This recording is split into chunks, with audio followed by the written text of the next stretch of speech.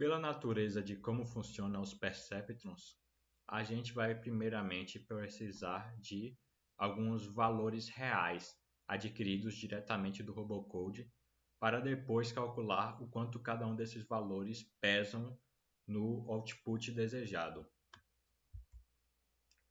Bom, então falando dos inputs, como é que a gente vai saber quais inputs, quais valores a gente vai extrair do Robocode para a nossa rede neural? Bom, primeiramente a gente precisa saber qual o objetivo dessa rede neural, qual que vai ser o output dela. Nessa rede neural que a gente está construindo, a gente está tentando dar uma melhorada no sistema de mira.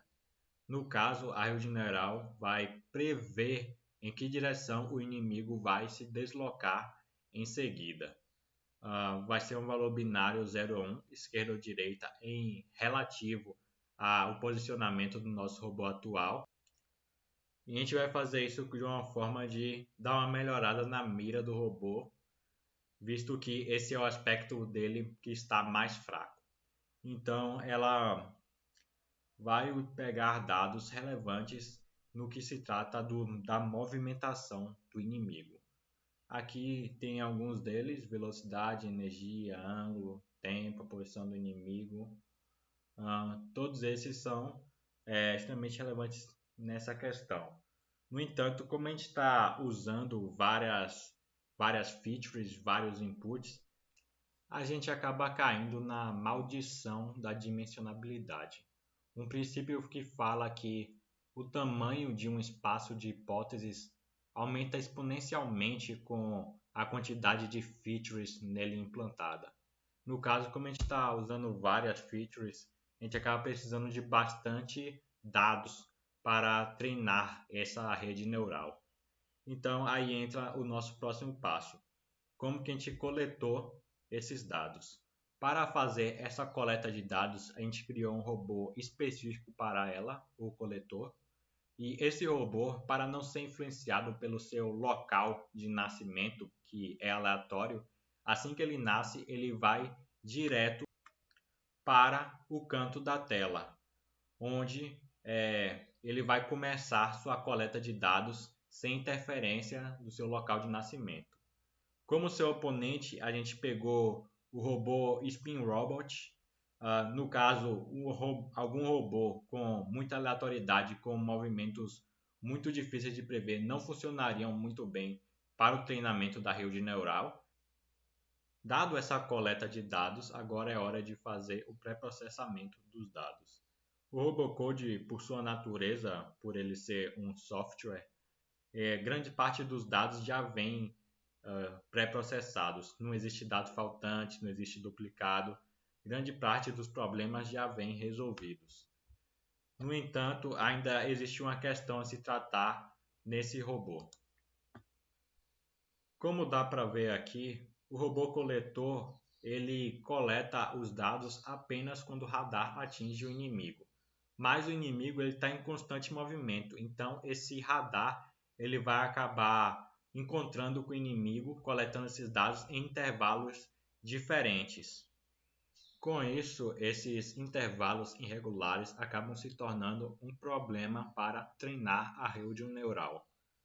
E para resolver isso, a gente precisa fazer a normalização desses dados. Assim como mostrado nas figuras, depois que a gente fizer a normalização, todos esses intervalos de tempo meio que vão ter uma aproximação do que seriam caso eles tivessem sido coletados com o mesmo intervalo de tempo entre as coletas. Agora irei falar sobre o treinamento do robô na rede neural.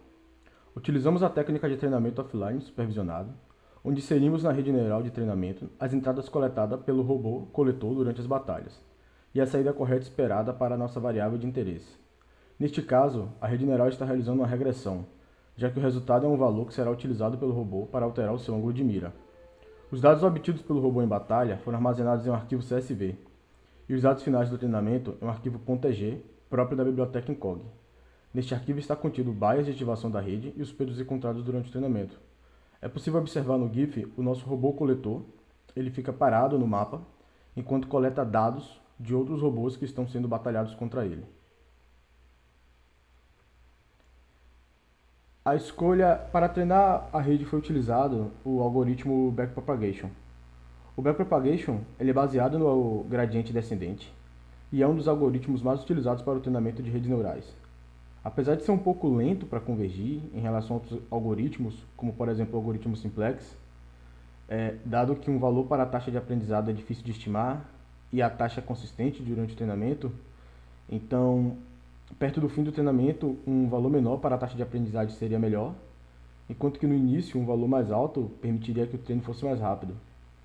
Mas a escolha do backpropagation se deu por ser um algoritmo de fácil implementação e por ter uma performance aceitável, principalmente no nosso caso, com os nossos dados. Além de que a biblioteca Encog dá suporte nativo a esse tipo de algoritmo. Para a taxa de ativação e para o valor do momento, nós utilizamos 0.3, que se mostrou suficiente para o treino do nosso robô. Mas com testes mais empíricos, é possível encontrar valores da taxa de aprendizado de momento que possam resultar em uma melhor convergência durante o treinamento. Então, utilizando o algoritmo de backpropagation para treinar o nosso robô, nós inserimos os nossos parâmetros de entrada nas camadas de entrada e nas camadas intermediárias eles vão ser associados a pesos aleatórios. Isso vai gerar um output. Esse output vai ser comparado com o output predito previamente. E caso haja uma diferença entre o output previsto e o output atual, esse erro vai ser reinserido, ele vai voltar na rede neural. Então vão ser atualizados os pesos da rede. Isso vai acontecer até que a taxa de erro seja menor que a taxa de erro especificada ou que a quantidade de épocas especificada seja atingida. Olá pessoal, agora nós vamos falar um pouco sobre como nós decidimos medir a performance da nossa rede neural artificial. Primeiramente, vamos falar sobre as métricas adotadas, que foram a taxa de aprendizado, o momento e a quantidade de neurônios. Tudo isso em relação à função de perda, que mede o quão próxima a saída produzida pelo processamento da rede neural está dos outputs desejados.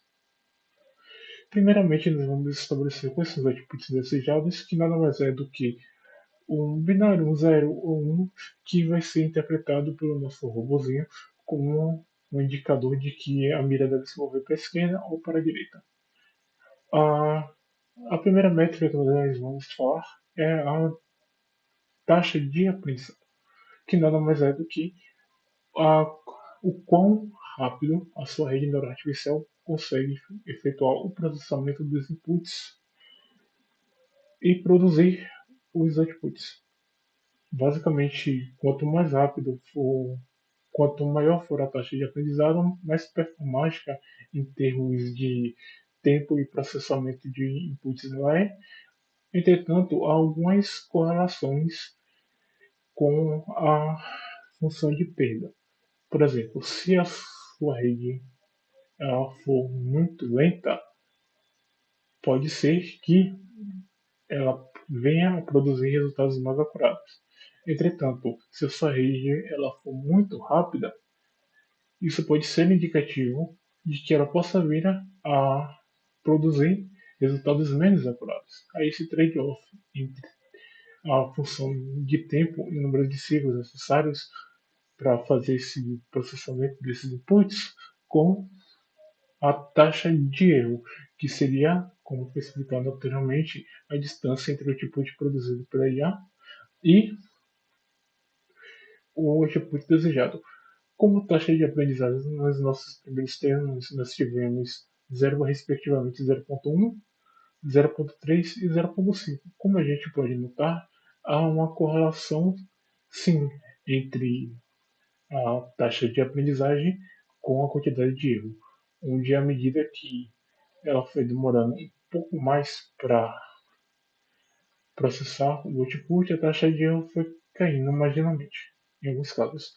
Outra métrica bastante importante é o momento, que nada mais é do que um fator que ele auxilia na aceleração da etapa de convergência e também ele pode ser utilizado também para passar do mínimo global, onde se a gente aumentar o momento, a gente pode aumentar a velocidade da etapa de convergência e também alterar a curva da função de perda durante o treinamento.